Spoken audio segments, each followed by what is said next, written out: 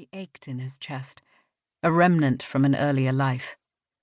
A life where he didn't know 4 ways to kill a man quickly. He watched her from the shadows of the door. The ocean breeze held a chill, and the girl wrapped her light brown arms under the end of her uttariya, shivering. She was clad in a simple crimson sari with a thin gold border, the bolt of stiff silk thrown over one shoulder and held up with a gold waist sash. He glanced at her feet. No toe rings, which meant she was unmarried. No anklets or earrings or ornate gold jewelry at all to denote her status. She must be one of the newly arrived traders, as they always dressed simply to show no affiliation. Kunal felt himself relax at the realization, though he wondered why she was here. Most traders should be off to the harbor by this time in the evening. Was she lost? He revealed himself from the shadows, walking toward her. "You're not supposed to be here," he said, stopping a pace away from her. He saw her tense, clutching her uttariya tighter to her chest. Her eyes darted to his bronze armor, to the gold cuffs he wore at his wrists, indicating he was a soldier. Kunal noticed the look and pulled back, swallowing his sharp tone. Of course she'd be frightened after he had said it like that. Only a few days ago the commander of the cavalry had thrown a trader in irons for arguing with a fort captain. They stood there for the briefest of moments, staring at one another, neither moving as the wind crashed into them. The girl was even more striking up close. Her chestnut eyes were huge, framed by thick, arched eyebrows. Her face shone with fear, but her chin jutted out, defiant. Kunal coughed and ventured a tentative smile.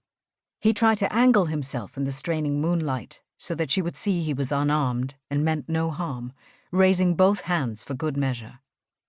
The tension in her shoulders eased, and he tapped the 4 fingers of his right hand against his chest in greeting, the symbol of welcome and warmth in Jansa. "I was up there and saw you going down the wrong path," he said. Kunal cleared his throat and pointed to the embrasure that jutted out. "You're not allowed. It isn't safe to be on the western side of the fort tonight."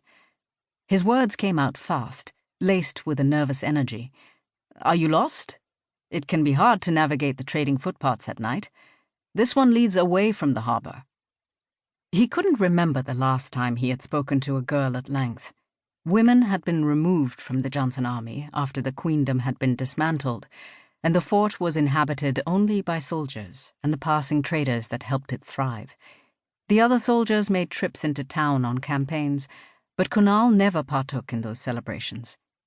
He was used to seeing traders from all over the southern lands and far isles at the fort, and knew most of them by name. But he didn't recognize her. His eyes darted to the small pin that held together her sari pleats, shaped like a jasmine flower, which he could tell was Darkan made. But she had no valaya, the metal bracelet Darkans wore from birth. No Darkan would set foot here near the fort anyway. She must be Johnson. It was uncommon to see a Johnson wear such a pin nowadays, but not impossible. Before the War of the Brothers, Johnsons and Darkans had mingled. They had loved and lived together as denizens of the southern lands. It was only after Johnson's queen and royal family had been murdered 10 years ago that the war had started and the bond between their countries had fractured. It was only after that bloody coup that Kunal's entire life had changed.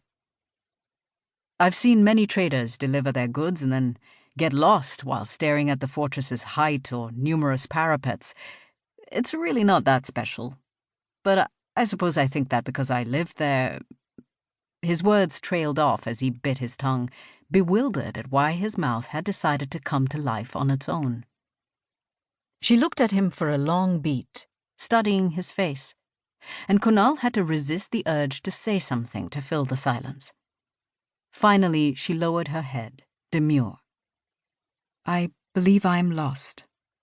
Her voice was musical, measured, and a note of uncertainty crept into it.